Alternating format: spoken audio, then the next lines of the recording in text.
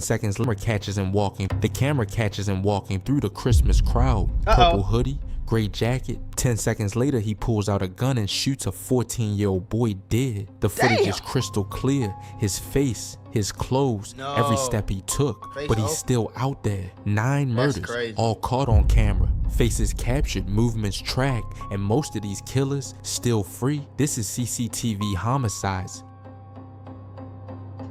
November. Ooh, this gonna be the worst murders caught on camera in Chicago. I got my thunky right here. I'm not gonna be able to. Ooh, wait, hold on. Let me put it up here. You feel what I'm saying? I got my thunky right here. I got my grabber leaf right here. You know what I'm saying? It's going down for real. Make sure you get yours.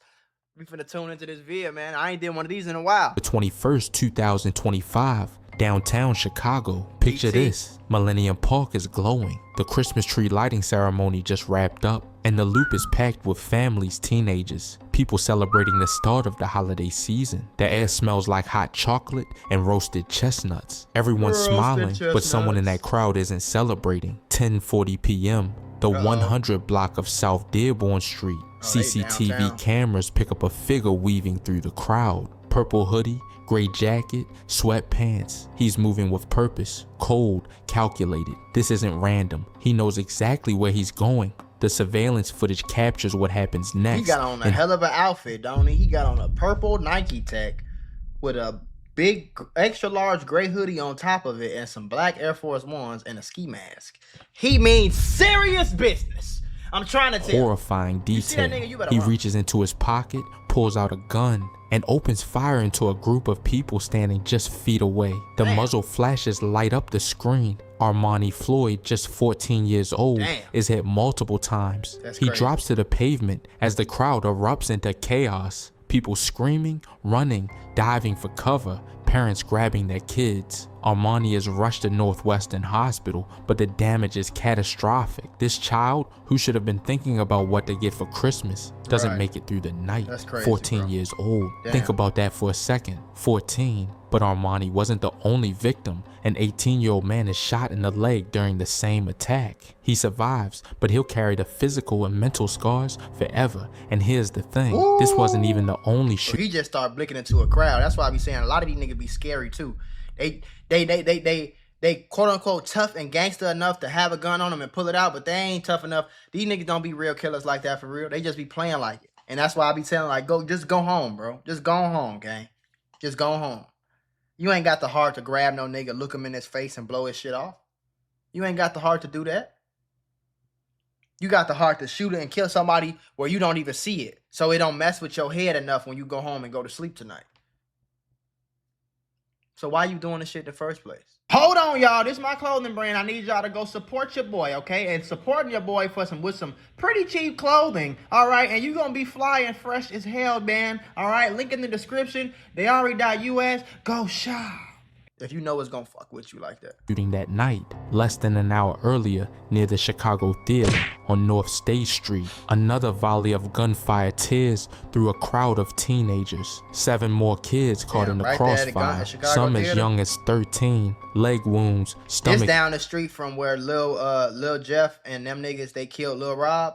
This is right down the street from that. So the Chicago Theater is like probably like, I want to say it's not that far. You can walk to where that shit happened. You know what I'm saying? So this is what was going on when I was growing up too in Chicago. Like around the time where like Christmas and stuff would be going on, or like the summertime, it'll be a big old trend on Instagram.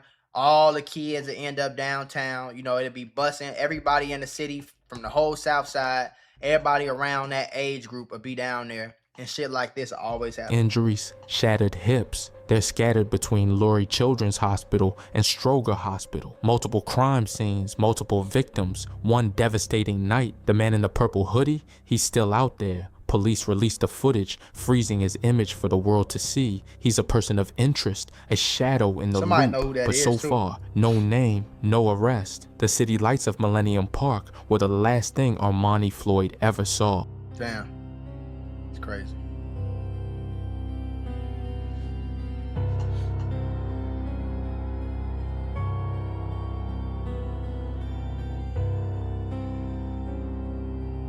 Damn. November 8th, 2025, Little Village, Chicago. It's 5:45 p.m. on a Saturday, rush hour. The 3800 block of West 26th Street is busy. People heading home from work, families out shopping. Hold on, y'all. This is my clothing brand. I need y'all to go support your boy, okay? And supporting your boy with some pretty cheap clothing, all right? And you gonna be fly and fresh as hell, man. All right, link in the description. They.us. Go shop. Just another evening in the neighborhood. Then a man walks toward a local jewelry store. He's wearing a Blackhawks hoodie and a mask. Within 30 seconds, everything goes wrong. CCTV footage from a nearby business captures the moment he bursts out of the store, clutching stolen merchandise. But he's not alone. Two men, employees of the shop, chase him into the street. A 63-year-old and a 25-year-old, father and son, uncle and nephew. We don't know. What we do know is they refuse to let this thief get away. The chase spills into traffic near the corner of Springfield Avenue. Cars swerve, horns blare. Then the struggle. The suspect reaches for his waistband, pulls out a gun, and fires at point-blank range. Both men drop to the pavement. The 63-year-old is hit in the face, head, and body. The 25-year-old's torso is riddled with bullets. The shooter doesn't look back, just jumps into a white SUV and speeds away southbound on Springfield. Both victims are rushed to Mount Sinai Hospital in critical condition, but they don't make it. Two generations of a family business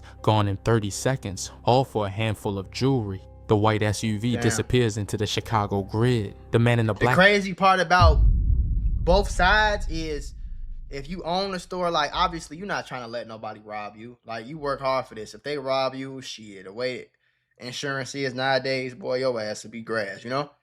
But on the other side, you came in there to rob some jewelry and you end up killing two people, a double murder on camera. Ladies and gentlemen, we got him. That's just dumb. That's just dumb. You'd have been better off just fighting your way out of it, or, you know what I'm saying, running, getting your ass up out of there, or just dropping the jewelry. You went from a simple jewelry robbery, simple jewelry theft, to a double murder charge and a robbery. Hawk's hoodie becomes another ghost on surveillance tape. Detectives spent the entire night under streetlights, gathering evidence from dozens of cameras, but there's still no suspect, no arrest, just two empty chairs at someone's dinner table. They shouldn't have chased them though, man. Let that shit go. I ain't gonna lie. Fuck them. Fuck that jewelry. Oh God. May 15th, 2025, Chatham, Chicago, 1:13 a.m. The 7800 block of South Eberhart Avenue. A group of women are arguing on the sidewalk, voices raised, tension building. It's the kind of heated argument that happens every night in cities across America.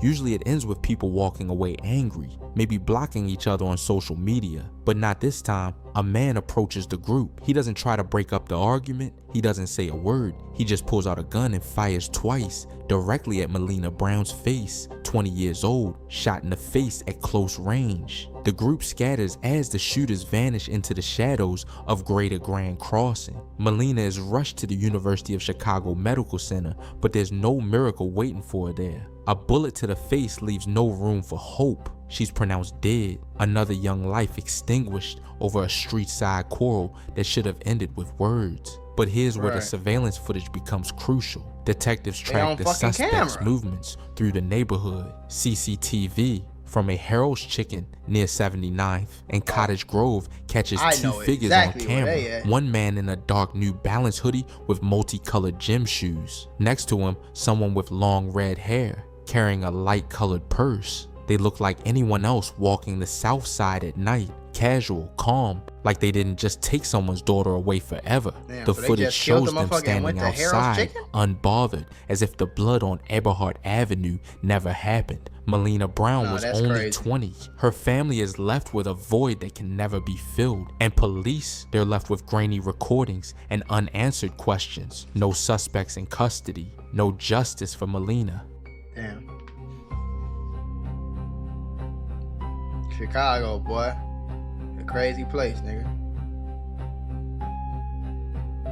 This what I be meaning when I be saying though, like, you ain't gotta be a street nigga or a gangster to die in the hood. You know what I'm saying? You could die because a motherfucker shit, they want to sit right there at the bus stop. You was already sitting there.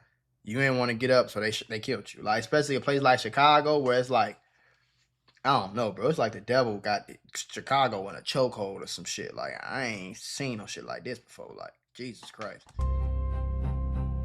Just killed that girl for no reason and went at the bus stop chilling and talking like ain't shit happened.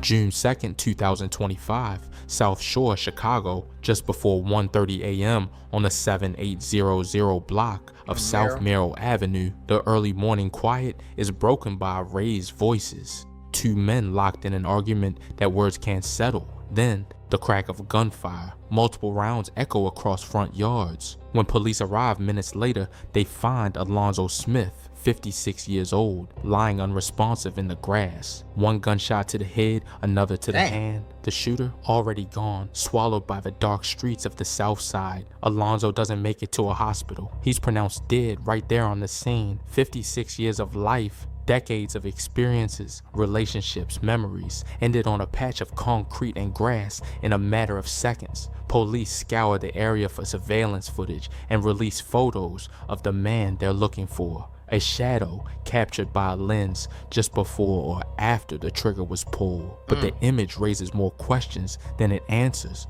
What was the argument about? Money? Respect? An old grudge? We may never know. The motive remains shit that as wasn't cold worth as the killing a motherfucker pavement over? where Alonzo No cap. died. Another family left to pick up the pieces. Another case file gathering dust. No arrests. The suspect remains at large.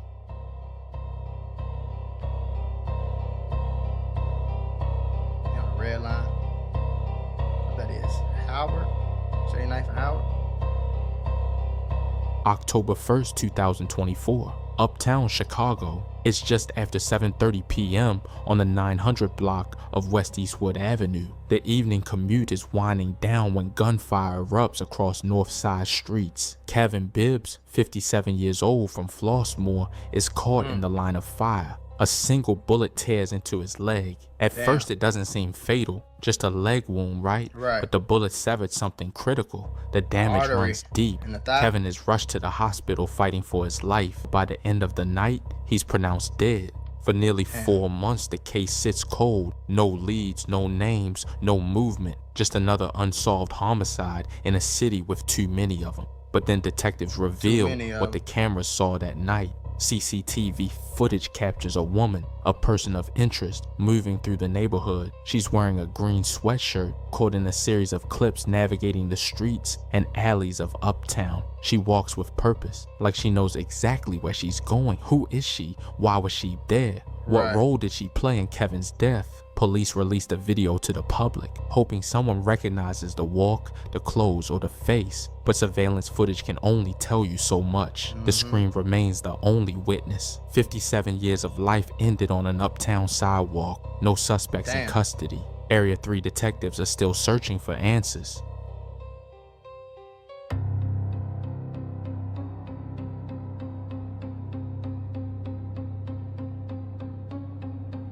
So they say she knows something.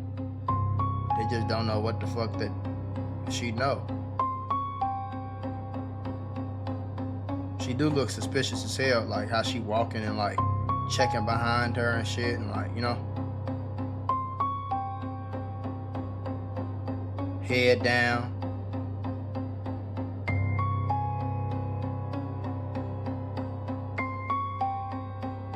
What the fuck? I ain't gonna lie, this song is scaring the fuck out of me.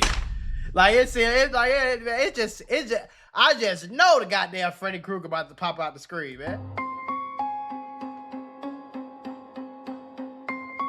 The baby, oh, not the baby. November 20th, 2024, near West Side, Chicago, 10:45 a.m. Broad daylight, a red sedan drives northbound through the 2,400 block of South Oakley Boulevard. Inside, a family is just moving through the city, running errands, living their lives. They have no idea they're being followed. A blue 4-door Dodge Charger trails behind them, windows down, and then it pulls alongside. What happens next is captured on surveillance cameras, and it's nightmare fuel. gun barrels emerge from the Charger's windows. A hail of bullets tears into the red sedan. Glass So they did a little explodes, drive-by metal shreds. with a baby in One the car? victim is hit multiple times, the life leaving them before the car even stops rolling. But the Damn. absolute horror, the thing that makes this case stand out even in a city hardened by violence, is what happens in the back seat. A 7-month-old infant is caught in the crossfire. A baby, not even a year old, shot in a Chicago street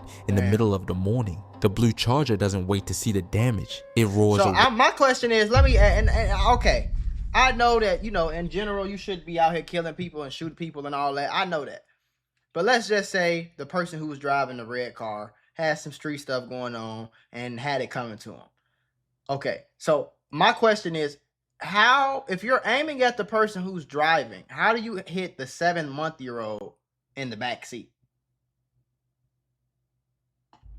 Way disappearing into the concrete maze of the city. One person I don't dead, understand an that. infant wounded, and a motive that remains a thank God the complete baby didn't mystery. pass, though. Police have combed through the neighborhood's surveillance networks and pulled the image of that blue Dodge Charger into the light. They have the car on camera. They have the footage of the shooting, but they don't have a name. In a city that's seen it all, the shooting of a 7-month-old baby leaves a stain that won't wash away. No suspects in custody. The shooter is still out there, somewhere behind the wheel of that blue Charger.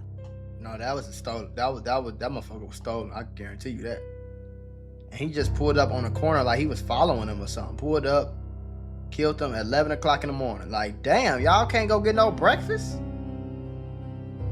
November What the 29, fuck? 2022, Little Village, Chicago, 1:13 a.m. on a quiet Tuesday morning. The 3400 block of West 30th Street is silent until a single gunshot shatters the night. Police arrive to find a 30-year-old man collapsed on the sidewalk, a gunshot Damn. wound to the face. He's rushed to Mount Sinai Hospital, but the damage is absolute. He's pronounced dead shortly after. Another statistic in a neighborhood that's seen too much blood. For years, the shooters remained shadows, but the cameras, they caught everything. Two men believed to be between 18 and Mexicans. 25 years old, Little moving village. through the area with calculated ease. Suspect 1, Yeah, they black Mexican. hoodie with a Bass Pro Shops logo. Face hidden behind a blue mask and black glasses. Later, he changes his look. Bright orange hoodie, blue jeans, trying to blend into the city. Suspect 2 keeps it simple, all black clothing, white tennis shoes. Two young men barely into adulthood, leaving a 30-year-old dead on a cold sidewalk. No motive, no warning, just a life taken in the dark. The investigation has stretched across 2 years now. The images have been enhanced, the clips rewatched hundreds of times, but the trail remains cold. Area 4 detectives are still waiting for the call that puts a name to the faces on the screen. 2 suspects, 2 years of silence, no arrests.